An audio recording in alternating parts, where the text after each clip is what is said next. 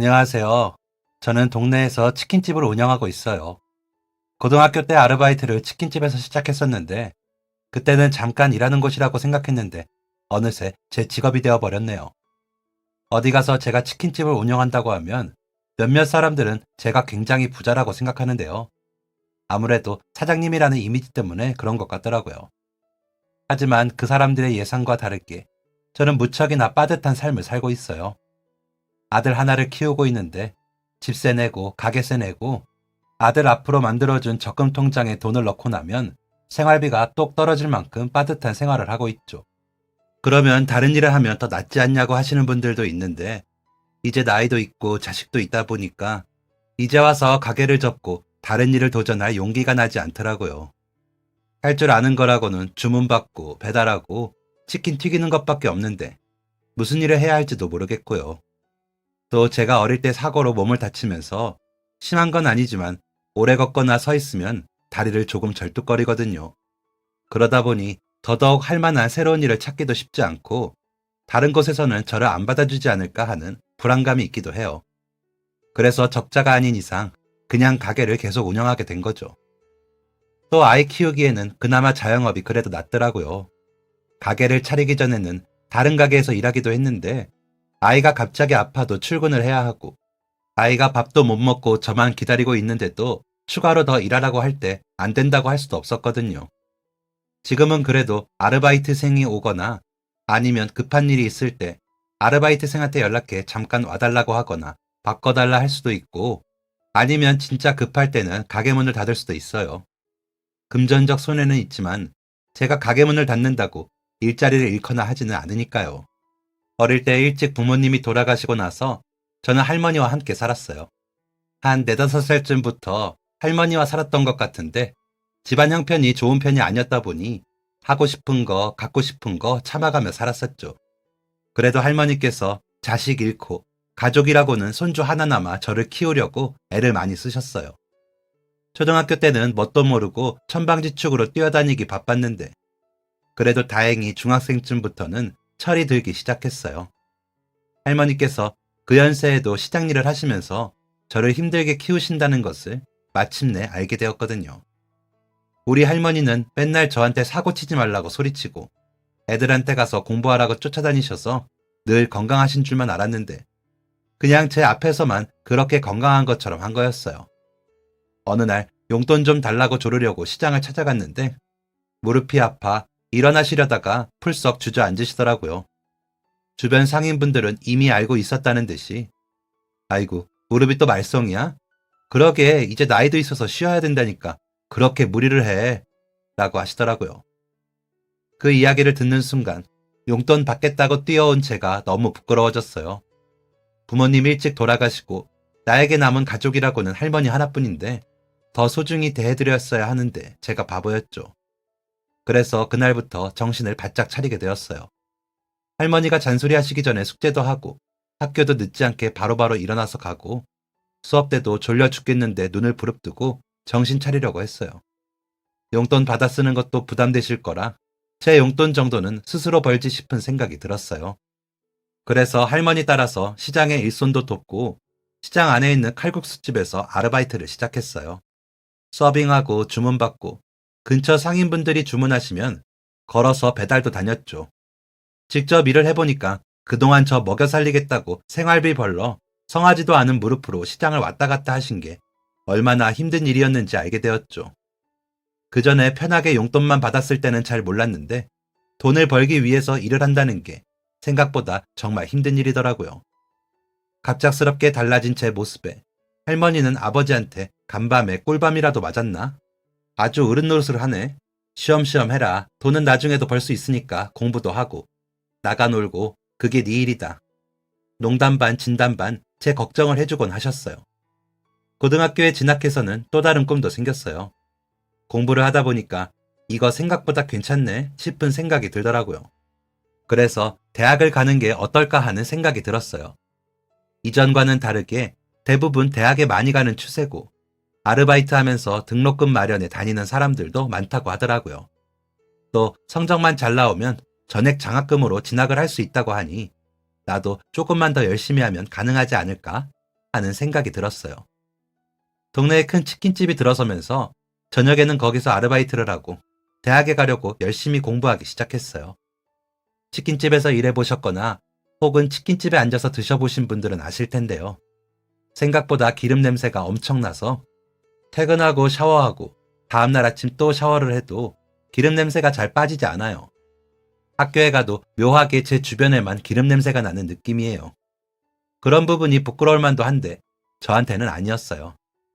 오히려 스스로가 굉장히 열심히 사는 것처럼 느껴져서 일을 마치고 집에 오면 뿌듯하기도 하고 그러면서 성적까지 잘 나오니 저 자신이 대단하다고 느껴지기도 했거든요. 도전하는 것을 워낙 좋아해서 일하면서 공부하기도 저에게는 하나의 도전이었고 이 도전에 성공하고 나면 누구보다 뿌듯할 것 같았어요. 그렇게 정신없이 고교 생활을 보내고 수능을 치르고 좋은 성적으로 장학금을 받고 원하는 대학에 들어갔어요. 전액 장학금으로 대학에 들어갔다는 이야기를 할머니에게 했을 때가 기억나요. 할머니는 제가 대견하고 기특해서 뿌듯한 표정으로 울고 계시면서도 말로는 맨날 학교 담 넘어 놀러갈 생각만 하던 놈이 어떻게 대학을 갔냐? 라고 농담을 던지셨죠. 하지만 속마음은 누구보다 기뻐하고 계셨어요. 며칠 후 어머니 아버지에게도 이 소식을 전하러 납골당을 갔을 때 제가 잠시 음료수를 가지러 간 사이 부모님에게 하시는 이야기를 들었거든요. 어릴 때 부모님 돌아가시고 할머니 생각하느라 사고 싶은 거, 하고 싶은 것도 마음대로 말하지 못하면서 그래도 살림의 보탬이 되겠다고 일하고 공부하고 정말 고생이 많았다고. 나쁜 길로 빠지지 않은 것만 해도 대견한데 이렇게 훌륭하게 자라주어서 얼마나 다행인지 모르겠다고 말이죠. 할머니의 이야기를 듣고 있으니 앞으로 내가 더 잘해야겠다는 생각이 들었어요. 자식 먼저 앞세우며 세상을 잃은 것 같으셨을 텐데 부족하겠지만 그 빈자리를 어떻게든 제가 채워드려야겠다. 돌아가신 부모님 몫까지 효도해드려야겠다 결심했죠. 대학에 가서도 아르바이트 하면서 학교에 다녔어요. 장학금으로 학비는 낼 수 있었지만 생활비는 여전히 필요했으니까요. 그리고 나중에 할머니 무릎 수술에 보태야겠다 하며 돈도 모으기 시작했어요. 그렇게 모든 게 다 잘 되어 간다고 생각했는데 갑작스러운 사고를 마주했어요. 그날은 아르바이트비를 받아 오랜만에 할머니와 외식하려고 길을 나서고 있었어요. 지름길이라 근처에 생긴 아파트 단지를 뚫고 지나가고 있었는데 갑자기 머리 위에 그림자가 생기는 게 느껴졌어요. 무슨 일인가 싶어 하늘을 올려다보니 웬 물체가 저희 머리 위로 떨어져 내리더라고요. 다른 생각을 할 틈도 없이 옆에 있는 할머니부터 보호해야겠다는 생각이 들어서 할머니를 감싸고 바닥으로 엎드렸어요. 그리고 이내 뻑하고 큰 소리가 들리면서 온몸이 부서질 듯이 아픈 게 느껴졌어요. 자리에서 일어나려고 하는데 몸이 움직이지를 않았어요. 이내 주변에서 누군가 소리를 지르는 게 느껴졌고 할머니가 괜찮은지 살펴봐야 하는데 저절로 눈이 감기며 정신을 잃었어요. 그리고 얼마나 지난 줄도 모른 채 눈을 떴는데 강한 빛이 눈으로 들어왔어요. 왜 이렇게 눈이 부시지 하면서 정신을 차리고 주변을 둘러보는데 강한 소독약 냄새가 나더라고요. 제가 눈을 뜬 곳은 병원이었고 팔과 다리에는 붕대를 감고 있었어요. 몸을 움직이려 했지만 쉽게 움직여지지 않고 오랫동안 말을 하지 않아 입안이 바짝 말랐더라고요. 때마침 들어오던 간호사님이 정신이 드냐고 물어보시더니 의사 선생님을 부르러 가셨어요. 알고 보니 저희가 지나가던 중 아파트의 한 집에서 화분을 기르기 위해서 베란다 밖으로 구조물을 설치했다고 하더라고요. 선반 형태로 베란다의 난간 부분에 설치해 두었는데 녹이 슬었던 탓인지 화분의 무게 탓인지 연결된 부위가 약해지면서 저랑 할머니 위로 떨어져 내린 거였어요. 꽤 긴 구조물에다가 무거운 화분이 올려져 있어 그대로 저희는 충격을 크게 받았고 다행히 머리에는 약간의 뇌진탕 말고는 큰 이상이 없었지만 다리는 큰 충격으로 뼈가 부러져 철심을 박는 수술을 했다고 했어요. 인근 주민분이 빠르게 신고해 주신 덕분에 구급차에 실려와서 응급처치 받고 수술에 들어갔는데 할머니는 수술 도중 뇌에 출혈이 심해 끝내 사망에 이르셨다고 하더라고요. 눈을 떠보니 몸은 제대로 움직이지도 못하고 제 하나뿐인 가족은 영안실에 누워 있었어요. 갑작스러운 일이 생길 때 하늘에서 날벼락이 떨어진다고 말하는데 이 사건은 정말 제 인생의 날벼락이었죠. 수술비와 치료비, 그리고 장례식 비용까지 사고의 원인인 구조물을 설치한 아파트 주민이 내주기로 하셨지만 아무리 비용을 내주셔도 할머니가 살아 돌아올 수는 없었어요. 부모님 장례식을 치를 때는 너무 어려서 죽음이 뭔지 슬픔이 뭔지도 제대로 몰라 그저 무거운 분위기에 놀라 엉엉 울며 지나갔는데 할머니의 장례식에는 슬픔이 너무 커서 제대로 생각조차 할 수 없었어요. 머리가 굳어지는 듯한 느낌이었고 실어증이라는 게 이런 건가 싶었던 게 말이 입 밖으로 나오지 않더라고요. 사실 하고 싶은 말도 말할 상대도 없기도 했고요. 그 후로 저는 한동안 재활치료를 받아야 했어요. 학교도 사고 때문에 다닐 수 없어 휴학했고요. 인생이 너무 우울하고 항상 도전을 받아들이는 저였는데 삶에 대한 의지를 잃었어요.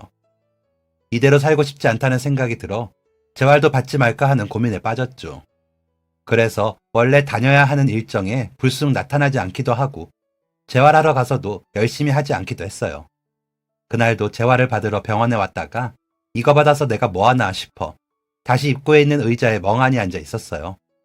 한참을 멍하니 앉아 있는데 누가 갑자기 차가운 음료수를 제 얼굴에 쓱 가져다 주더라고요.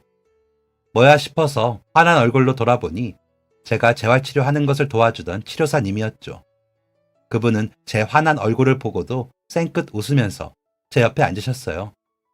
그리고 음료를 열어서 저에게 주더니 한참을 아무 말도 없이 옆에 앉아 계셨죠. 울고 싶을 때는 울어도 되고 힘내기 싫을 때는 힘내지 않아도 괜찮아요. 누구나 인생에서 힘들 때가 있는 법이잖아요. 꼭 언제나 열심히 필사적으로 살 필요는 없다고 생각해요. 하지만 그래도 나 자신을 포기하지는 않았으면 좋겠어요. 재활 시간은 포기해도 되지만 내가 나를 포기하게 되면 나한테는 정말 아무도 없잖아요. 할머니도 그걸 바라진 않으실 거예요.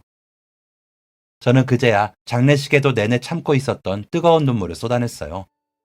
아무것도 하기 싫고 살고 싶진 않다고 했지만 어쩌면 내심 누군가의 이런 따뜻한 위로가 필요했던 것일지도 모르겠다는 생각이 들었죠. 추잡하게 눈물 콧물 섞어가며 한참을 울고 나니 마음이 그래도 한결 가벼워진 것 같았어요.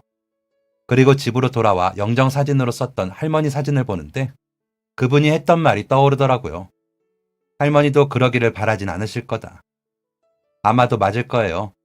만약 할머니께서 지금 제 모습을 본다면 너 대체 뭐 하는 거냐고 등짝을 세게 때리시겠죠. 할머니 얼굴을 다시 마주하니 예전처럼 정신이 번쩍 들었어요. 내가 할머니 손자로서 부끄럽지 않게 살려면 이대로는 안 된다는 생각이 들었죠. 그렇게 몇 개월간 길었던 방황을 끝내고 저는 다시 열심히 재활을 시작했어요. 힘든 과정이기는 했지만 그래도 저의 새로운 도전을 받아들이고 이 악물고 열심히 버텼죠. 덕분에 몸은 무사히 회복될 수 있었고 그 사이 저에게는 새로운 인연도 생겼어요. 그날 저를 위로해준 재활치료사님이었죠. 이번에 막 대학을 졸업하고 첫 직장이었는데 병원 내에서도 제 이야기가 워낙 유명했다고 해요. 안타까운 마음에 치료라도 열심히 나았으면 좋겠다고 생각했는데 날이 갈수록 몸은 마르고 마음은 힘들어 보여서 뭐라도 해주고 싶다는 생각을 했다네요. 그러던 중 그날 우연히 점심 식사를 마치고 나오다가 저를 마주쳤고 귀한 휴식 시간을 저를 위해 쓰신 거였어요. 저보다 4살 정도 나이가 많았지만 그래도 친구가 되는 데엔 아무 문제가 없었어요. 그분도 어릴 때부터 부모님을 잃어서 보육원에서 지냈는데 좋은 선생님을 만난 덕분에 자신의 꿈도 찾고 대학도 갈 수 있었다고 해요. 이야기를 나눠보니 대화도 너무 잘 통하고 성격도 비슷한 면이 많았어요. 저는 사고 이후 친구들 만나기를 꺼렸고 그분은 그전까지 타 지역에 살고 있었어서 그동안 만날 친구가 없었다고 하더라고요. 병원을 들릴 때만 연락을 주고받고 대화를 나누었는데 시간이 지나면서 점점 병원 밖에서도 밥을 먹거나 어울리는 일들이 늘었어요. 그렇게 함께 시간을 보내다 보니 금세 정이 들었는데요. 사실 제가 먼저 좋아해서 호기롭게 연애하자고 소리쳤어요. 내심 제가 싫지 않았는지 그래 어디 한번 해보자며 저희는 연인 사이가 되었죠. 대학에 돌아가야 했는데 용기가 나지 않았어요. 이미 학교 친구들도 제 소식을 다 알 텐데 저를 불쌍하게 볼 것 같아서 왠지 피하고 싶더라고요. 게다가 사고와 수술로 인해 몸에 난 흉터 때문에 사람들로부터 동정어린 시선과 불편한 눈빛을 받을 것 같았어요. 그래서 학교로 돌아가지 않고 일을 시작했어요. 다른 것보다 치킨집 아르바이트는 자신 있었고 사람을 많이 마주하는 일도 아니었기 때문에 저는 다시 치킨집에서 일하기 시작했어요. 그렇게 2년 정도 일하면서 여자친구와 행복한 연애도 계속했어요. 여자친구는 알면 알수록 너무 좋은 사람이었어요. 저보다 훨씬 내면이 건강하고 튼튼한 사람이라 옆에서 정말 많은 도움을 주었거든요. 제가 지치고 힘들어서 조금이라도 힘 빠지는 소리를 할 때면 곁에서 응원과 위로를 아끼지 않았어요. 2년 정도 만나보니 이 사람에 대한 확신이 생겼어요. 어린 나이였지만 저는 더 고민할 필요가 없다고 생각했어요. 그리고 여자친구는 저보다 연상이라 딱 결혼하기 좋은 시기이기도 했고요. 저희는 바로 혼인신고를 하고 저희끼리 조촐하게 결혼식을 올린 후 부부가 되었어요. 그리고 달콤한 신혼생활이 3년 정도 지나고 아이가 생겼어요. 생각해보니 할머니가 돌아가신 것부터 제가 수술하고 연애에 결혼해 아이까지 제 20대는 정신없는 사건들로 몰아친 것 같아요. 남들은 몇십 년에 걸쳐서 일어날 만한 일들이 저에게는 몇 년 사이 순식간에 일어난 것 같네요. 저는 치킨집에서 계속 일했고 배달도 시작하게 되었어요. 태어날 아이를 생각하면 돈을 더 많이 벌어야 했으니까요. 갑작스럽기는 했지만 가족이 생긴다는 것은 너무나 기쁜 일이었어요. 그래서 일을 더 늘리면서도 마음속은 늘 즐겁기만 했죠. 아내 역시 같은 마음으로 배가 불러오는데도 계속 일을 다녔어요. 저희는 태어날 아이에게 더 많은 것들을 해주고 싶다는 생각으로 각자의 자리에서 열심히 달렸죠. 그리고 몇 달 후 예정된 출산일보다 하루 늦게 아이가 태어났어요. 다행히 마지막 배달을 마치고 나서 산통이 시작되어서 저는 얼른 병원으로 뛰어와 아내 곁을 지킬 수 있었죠. 아플 줄은 알았지만 이렇게까지 아플 줄은 몰랐다며 다 저 때문이라고 귀여운 투정을 하는 아내에게 저는 미안하다는 말밖에 해줄 수 없었어요. 그렇게 뜬 눈으로 밤을 새워갈 때쯤 마침내 아들이 세상에 태어났어요. 우렁찬 울음소리와 함께 다행히 머리부터 발끝까지 아주 건강하게 태어났죠. 저는 고생했다며 아내의 손을 꼭 잡았고 아내는 너무 기쁘다면서 엉엉 울더라고요. 제 주변에도 결혼한 친구들은 없어서 갓난아기는 태어나 처음 봤는데 너무 신기했어요. 제가 생각했던 것보다 훨씬 작아서 마치 제가 옆에서 숨만 내쉬어도 부서질 것만 같더라고요. 나에게 자식이 생기다니 그때의 기쁨은 정말 어떤 말로도 설명하기가 힘들었어요. 행복해서 죽을 수도 있겠다는 생각이 들 만큼 하루하루가 너무 행복했어요. 육아를 도와줄 사람이 없었던 저희는 온전히 저의 힘으로만 아이를 돌봐야 했어요. 아내는 아이를 돌보기 위해서 일도 그만두었고 저희는 수입이 반으로 줄어든 거나 마찬가지라서 제가 더 열심히 일을 해야 했죠. 몸이 부서질 것처럼 힘들어도 집에 돌아와 아이와 아내가 잠든 모습을 보면 피로가 사르르 녹아드는 것 같았어요. 몇 번을 다시 봐도 지루하지 않은 가장 행복한 장면이었죠. 아이는 무럭무럭 자랐고 어느새 2살이 되었어요. 그때쯤부터 아내는 몸이 조금씩 안 좋아지기 시작했는데 병원에서 검사를 받아보니 신장 기능이 조금 약해진 것 같다고 했어요. 추가 검사를 통해 자세히 알아보니 다행히 심각한 상황은 아니고 치료받으면 차도가 있을 것 같다고 했죠. 실제로 치료를 시작하고 몇 달 뒤부터 아내는 급격히 컨디션이 좋아졌어요. 이제 아이도 어린이집에 갈 수 있으니 아내는 다시 일자리를 찾아보겠다고 했죠. 그렇게 집 가까운 정형외과에 일자리를 얻고 다시 일을 시작했어요. 저는 나중에 치킨집을 낼 생각으로 돈을 모으면서 일을 배우던 중이었죠. 수입도 다시 늘기 시작했고 저희에게는 더 이상 힘든 일은 없는 듯 했어요. 그런데 몇 달 뒤 그 다음 해 정기검사에서 충격적인 소식을 들었어요.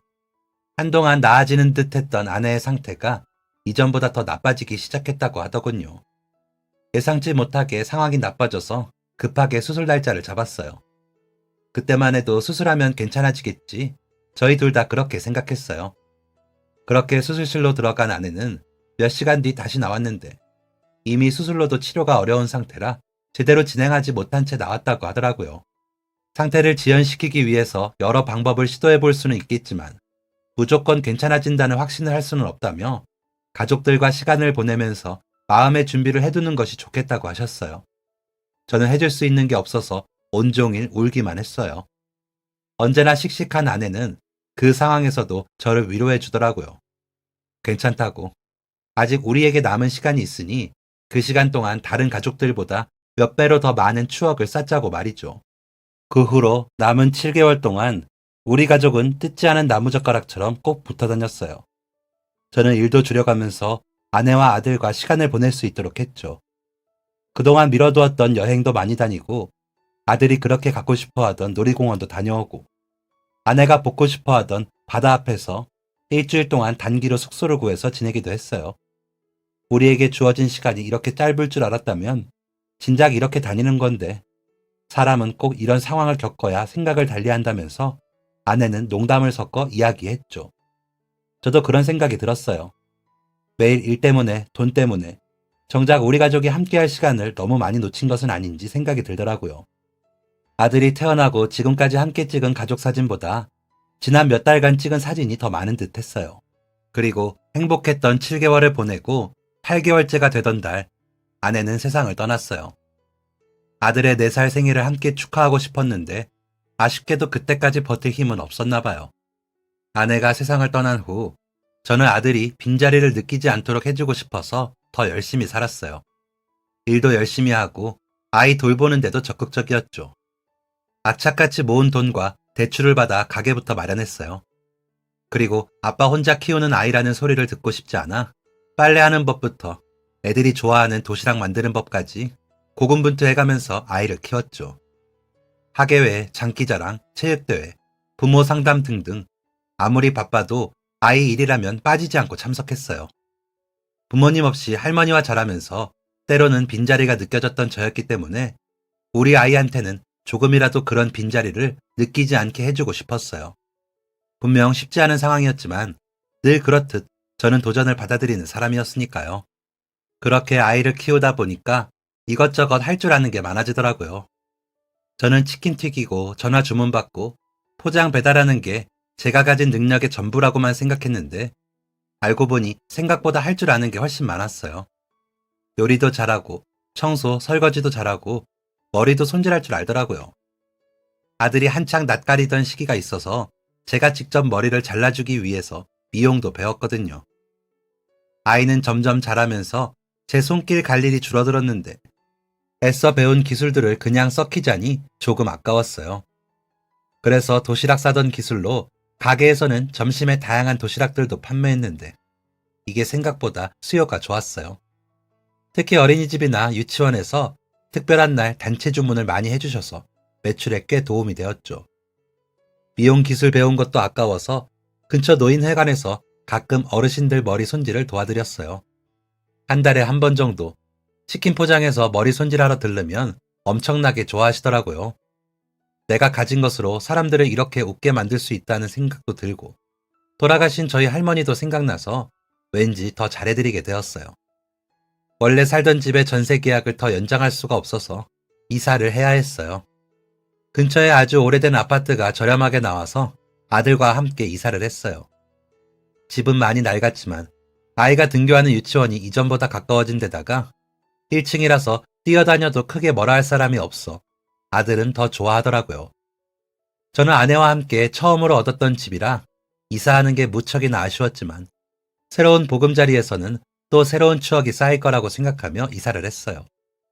그런데 새로 이사간 집에는 한 가지 문제가 있었어요. 그동안 저녁 장사를 하느라 제가 집에 있는 시간이 많지 않아 잘 몰랐는데 아이가 자꾸 집이 너무 시끄럽다고 하더라고요. 위층에 어린애가 산다는 이야기는 못 들었는데 층간 소음이라도 있는 건가 싶었지만 제가 확인해 볼 시간이 없었어요. 하루는 쉬는 날이라 오랜만에 집에 있는데 아이 말대로 정말 시끄러운 소리가 들렸어요. 위에서 누가 전동 마사지기라도 바닥에 대고 하는 건가 싶을 만큼의 소음이었는데 저녁 시간이 조금 지나고 나니까 다시 조용해지더라고요. 너무 늦은 밤이 아니라 한마디 하기가 애매해서 그냥저냥 몇 달을 참고 지냈어요. 그런데 어느 날부터인가 늦은 저녁에도 소음이 시끄럽게 나더라고요. 너무 심하다 싶을 정도라서 안 되겠다 싶어 참고 참다 위층으로 올라갔어요. 안쪽에서는 여전히 시끄러운 소리가 들리길래 살짝 씩씩거리면서 그래, 이만큼 참으면 많이 참았다. 단호하게 한마디 해야겠어. 생각하면서 위층의 벨을 딱 눌렀는데 아니, 이럴 수가. 정말 깜짝 놀라고 말았어요.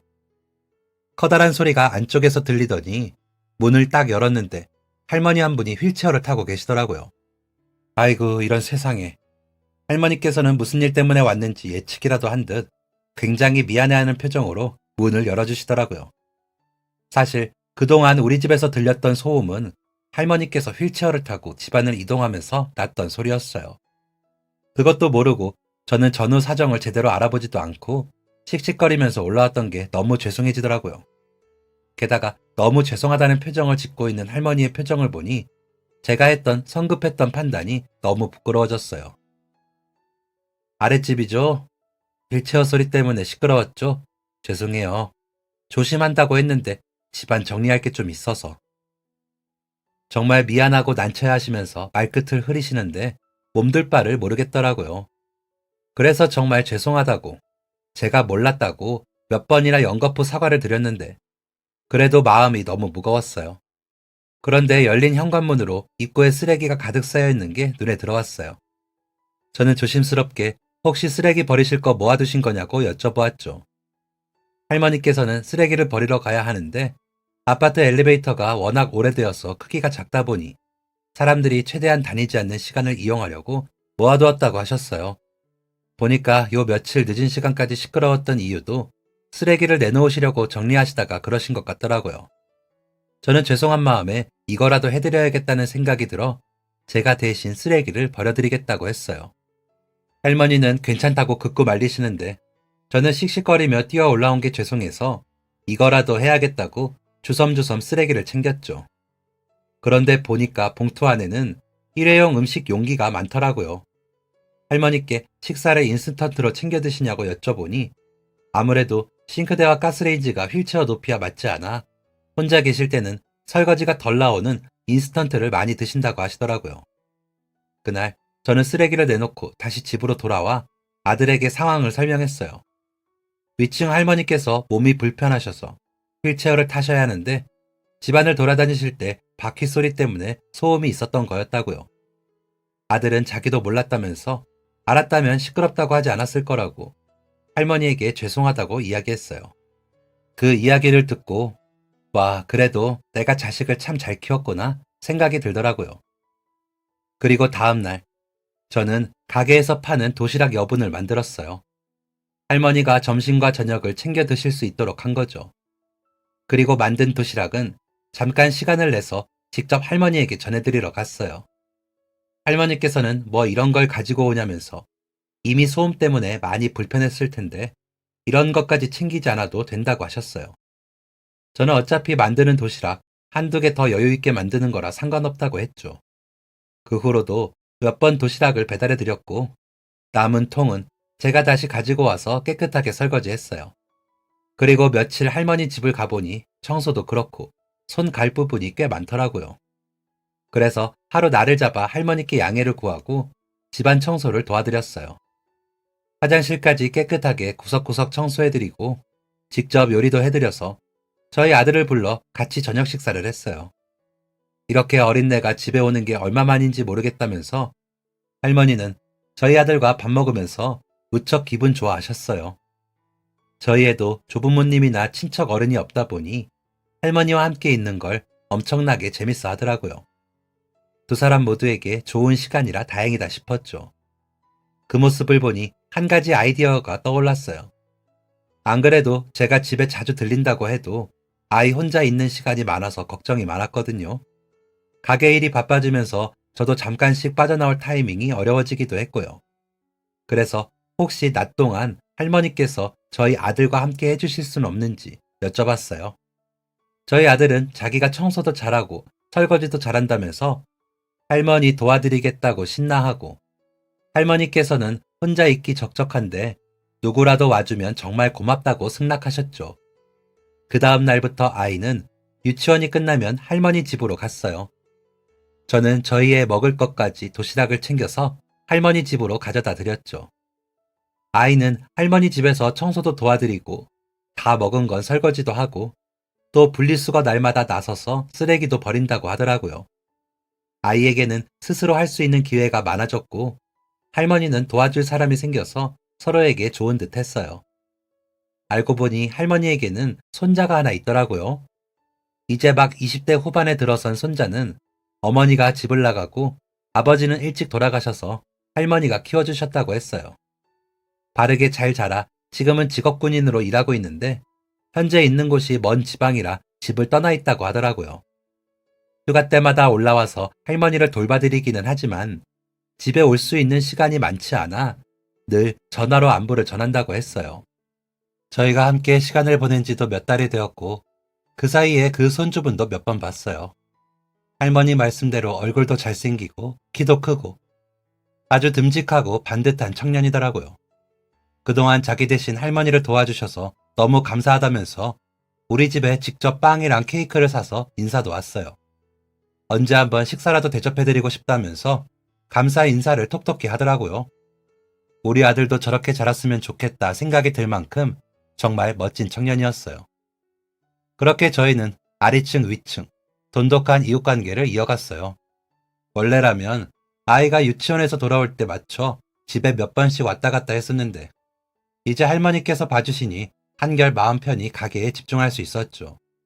가게는 장사가 대박난 것은 아니지만 그래도 생계를 유지할 정도는 되었어요.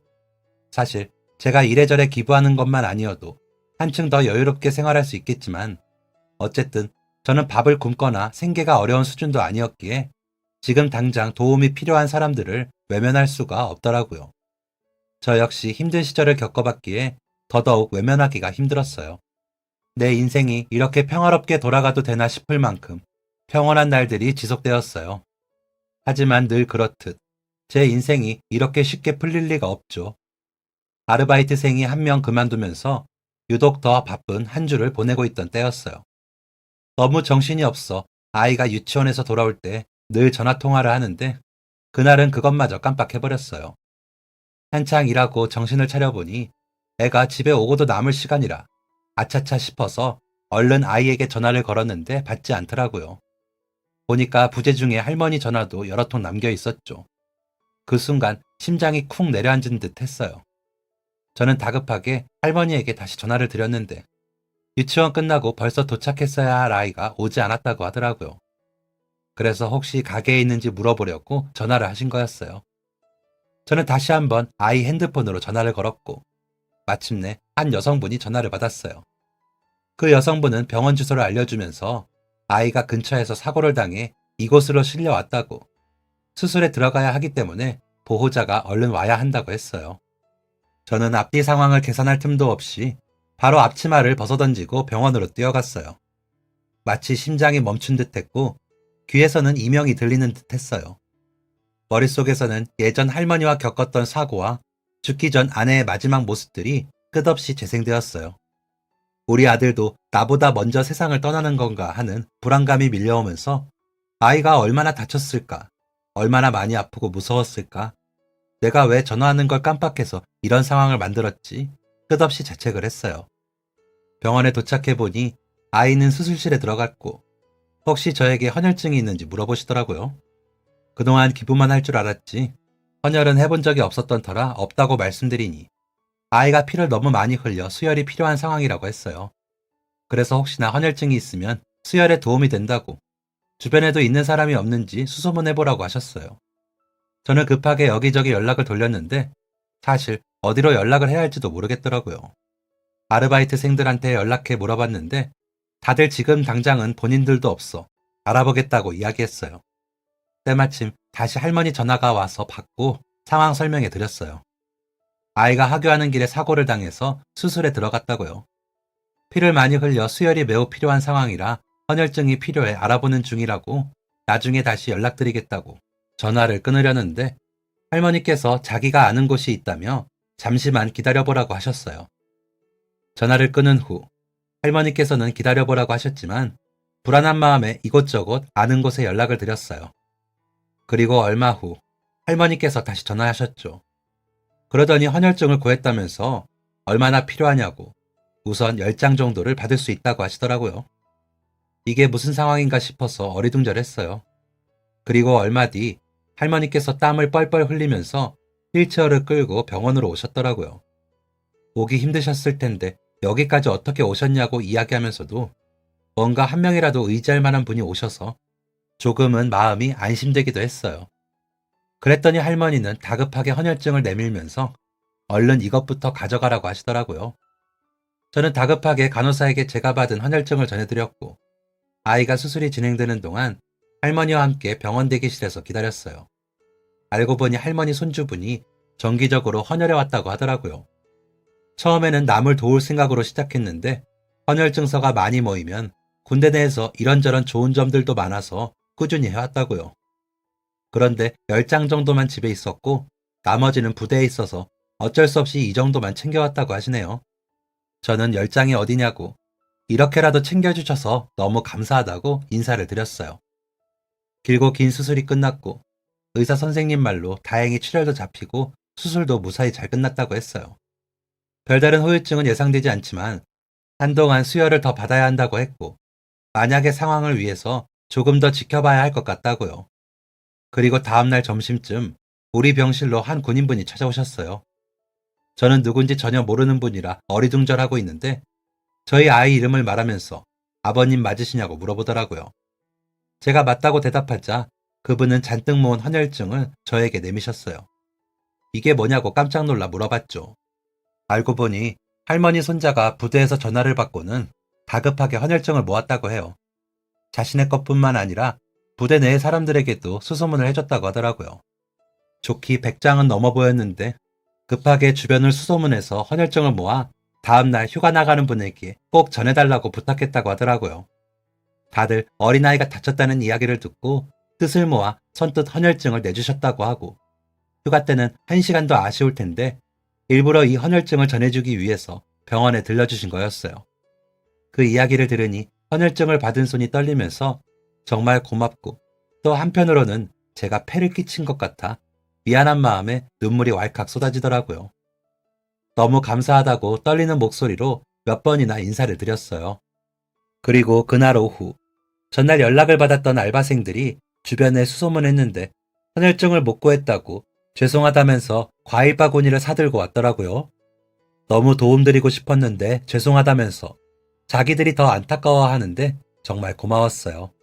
그리고 아들이 수혈받으며 입원을 한 며칠 동안 정말 많은 분이 다녀가셨는데요. 한 달에 한 번 들리던 복지관의 어르신분들이 병원비에 보태쓰라고 했다면서 돈을 모아주셨다고 하더라고요. 지역 주민센터 직원분이 전달해주러 오셨는데 그분도 그동안 제가 지역의 기부도 꾸준히 하고 도움이 필요한 이웃분들한테 늘 나서주신 게 너무 감사하다며 직원분들끼리 모으셨다고 병원비에 보태쓰라며 봉투를 내미셨어요.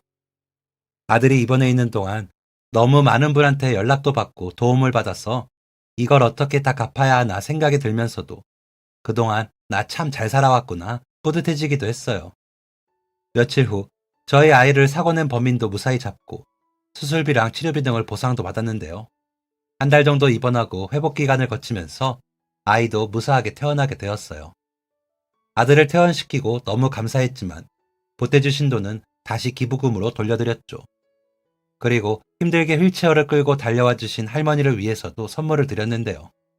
사시는 집에 주방을 개조해서 할머니가 휠체어 높이에서도 조금 더 편하게 이용을 하실 수 있도록 비용을 내서 공사를 해드렸어요.